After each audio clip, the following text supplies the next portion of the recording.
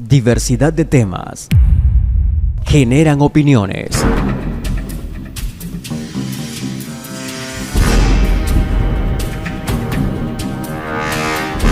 Siete grados. 7 grados. Solo en TVU. Hola, ¿qué tal? Buenas noches, bienvenidos y bienvenidas a un programa más de entrevista de televisión Usuluteka. 7 grados, llegamos completamente en vivo hasta la intimidad de su hogar. Esta noche tenemos un invitado muy especial, Ricardo Esmaján. Él es el director nacional del partido Arena, prácticamente juramentado hace un mes. Ricardo. Prácticamente hace un mes, un poquito más, Sí. me fuimos juramentado, no solo mi persona, sino que un equipo multidisciplinario de líderes y de empresarios agropecuarios de que conocen el quehacer de lo que significa trabajar en la agricultura y en el sector pecuario. Ok, de esos temas son los que vamos a hablar en esta hora de entrevista. Así que bienvenido, Ricardo, un gusto como siempre. Bueno, por primera vez tenerlo acá en los estudios principales de televisión Usuluteka. Bienvenido, Ricardo. Para mí es un gusto estar aquí, un honor, y pues en lo que usted estime preguntarme y poder compartir con los amables televidentes de este prestigioso canal, pues estamos a la orden. Por eso estamos aquí. ¿Por qué acepta el reto? Iniciemos por eso. ¿Por qué acepta el reto de ser el director nacional del sector agropecuario del Partido Arena?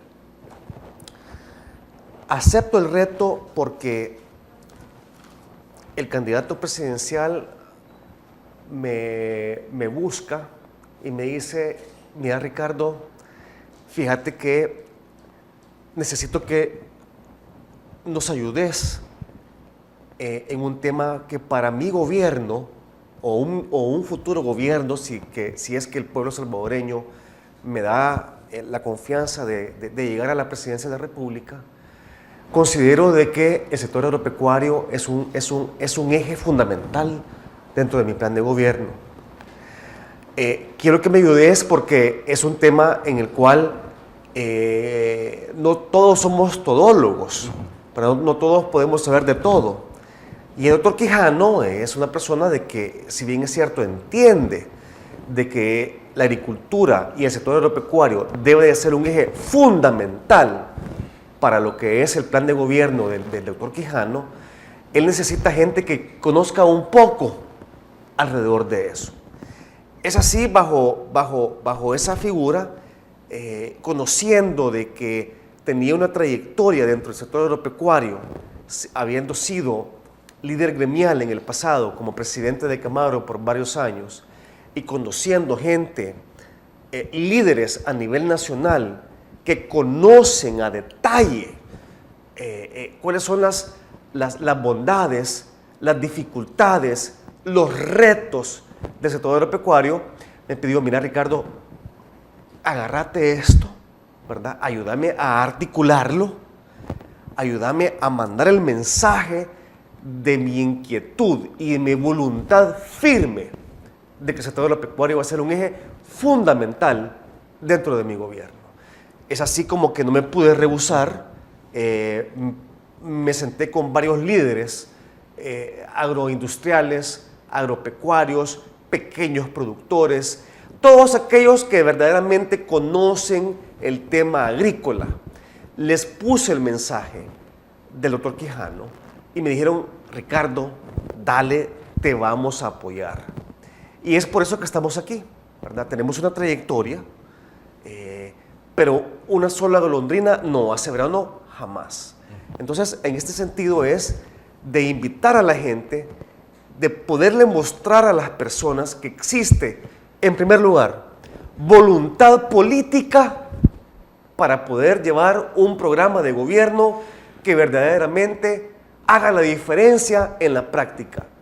Número 2, poder contar con la gente experta, con la gente conocedora, que diga: yo le apuesto a este programa de gobierno, y como líder gremial que soy, como líder agropecuario que soy, como líder agroindustrial que soy, yo me sumo a esto.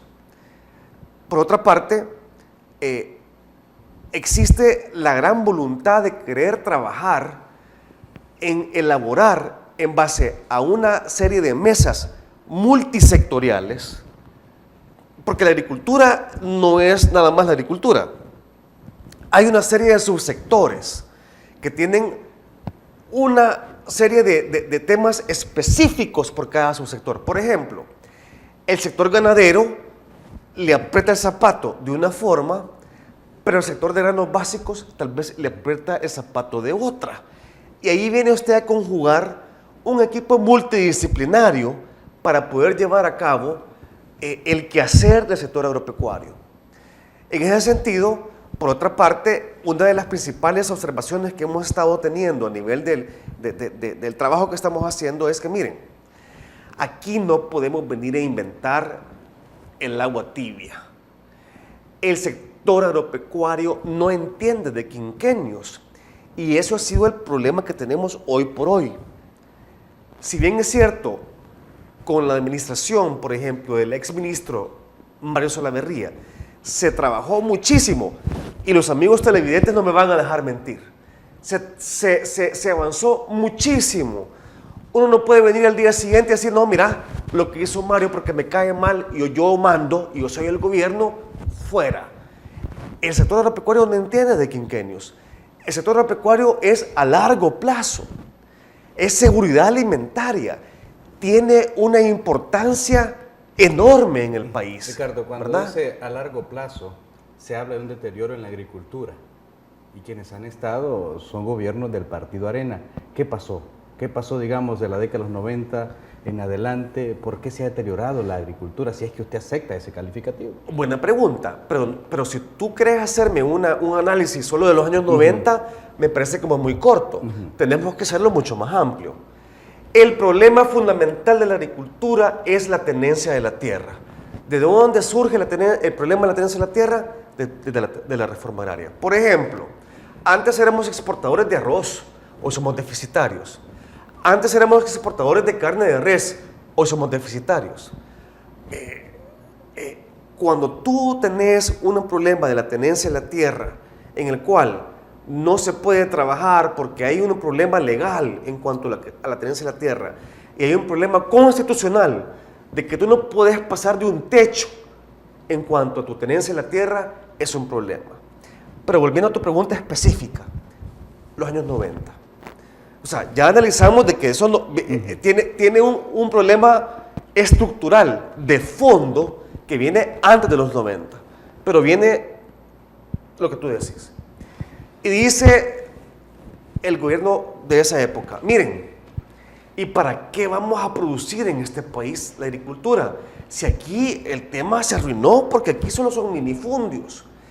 ¿Por qué no nos subimos en la ola y en la política de subsidios de Estados Unidos y empezamos a beneficiarnos nosotros de los grandes subsidios que hay en el país porque no podemos competir con esos subsidios?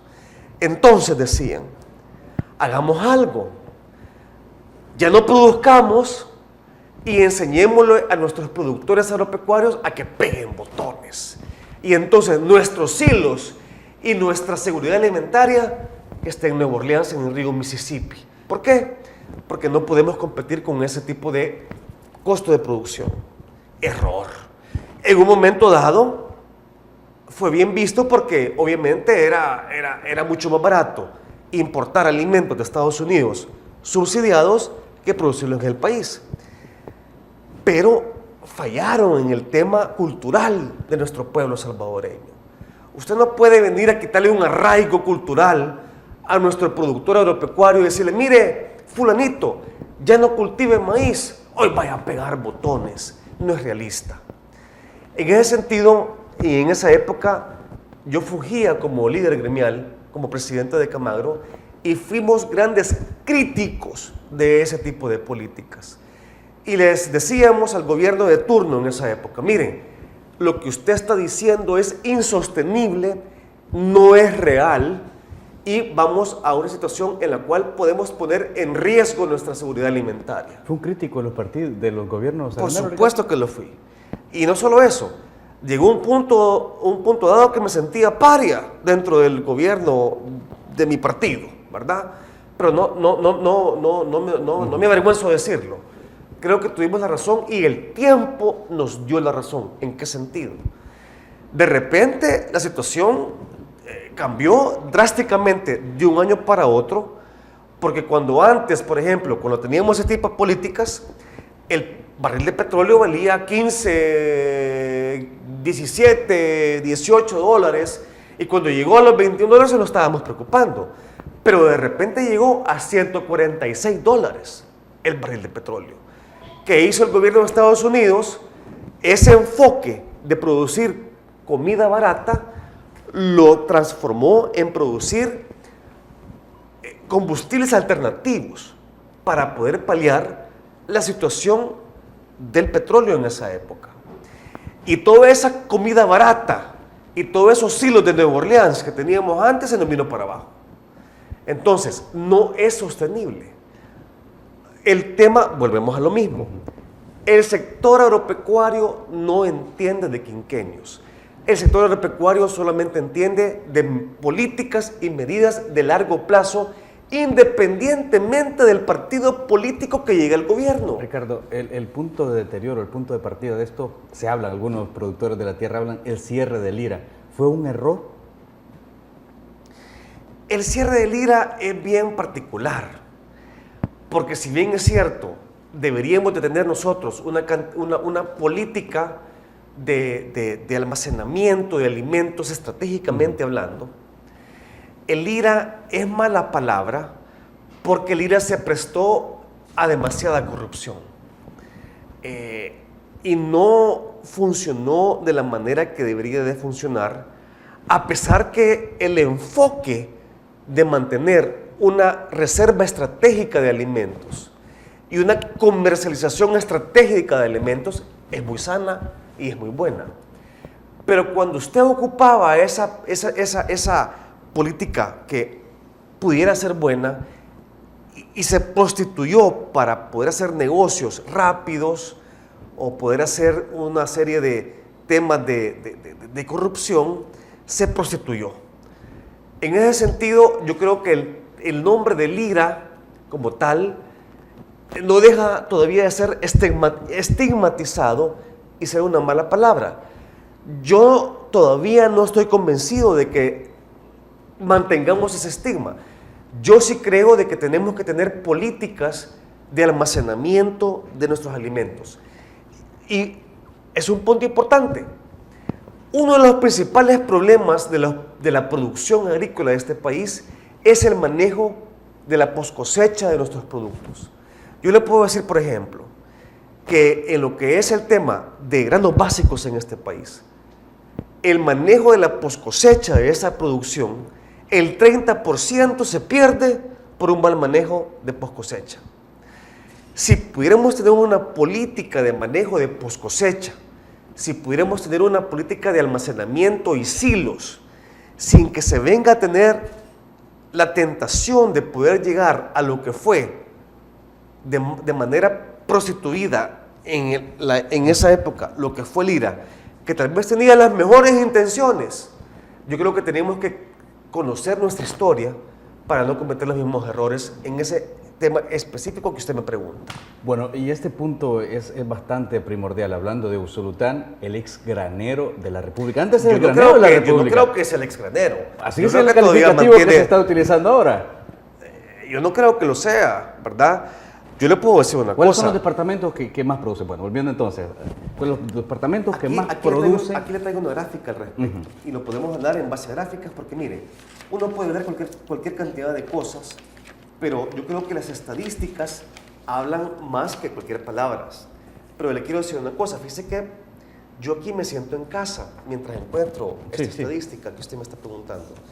Me siento en casa, aquí está, porque mi familia es oriunda de Usulután. Y cada vez que yo vengo a Usulután me genera una nostalgia. Mis abuelos están descansando en paz en el cementerio de Usulután, en la entrada de la ciudad. Y me acuerdo cuando venía yo de niño, que pasé prácticamente mi infancia en la playa del Espino, me acuerdo de aquellas alfombras blancas, ¿verdad? Que se les perdía la vista a uno. Yo no entendía en esa época del granero del país. Hoy sí lo entiendo. Ajá, muestra Y una gráfica. aquí tengo una gráfica que viene de lo que es la fuente de lo que es el censo agropecuario del país. Y dice que la distribución de la producción y plantación por departamento en cuanto a lo que son producciones en quintales versus plantación, el número 1 del país, ¿Sigue siendo? Usulután. ¿Cuál es mi cámara? Acá está. Ahí. Quiero enfocarme bien. Vale. Aquí está Usulután. Ese es Usulután. Lo azul es la producción, ¿ok? Y la línea amarilla es la superficie sembrada. ¿Y qué me dice esta gráfica? Me dice que Usulután, la producción en azul, va de la mano con la superficie plantada en número de manzanas. ¿Qué quiere decir eso? Que Usulután sigue siendo el granero del país. ¿Por qué? Porque así como se producen manzanas y así como se siembran área sembrada, así se produce. Pero vea usted lo siguiente, vea estos huecos de aquí. Departamentos como Sonsonate, San Miguel, La Unión, Chalatenango, siembran X cantidad de producción, siembran igual que Usulután, pero su producción está muchísimo más abajo que Usulután. ¿Qué quiere decir eso?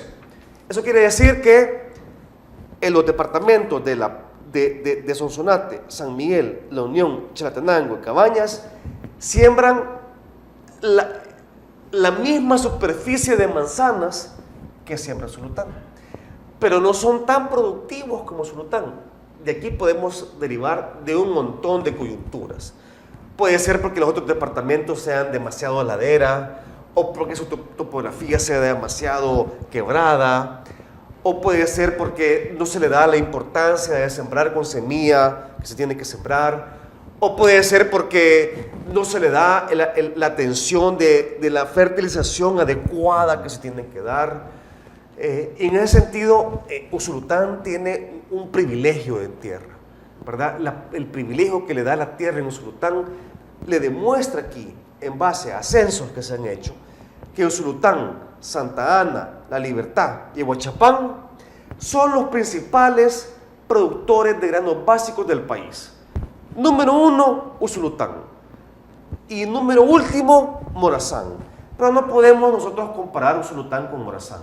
Aquí tiene que ver mucho el tema de la siembra de granos básicos en ladera. Tiene que ver mucho la calidad de semilla que voy a ocupar. Y aquí es un punto bien importante. Ok, ¿qué tal si ese punto lo abordamos después de nuestro primer corte comercial, Ricardo? Me encantaría. Ok, vamos a un corte comercial, no nos cambia, volvemos. Usted está viendo 7 grados. Continuamos.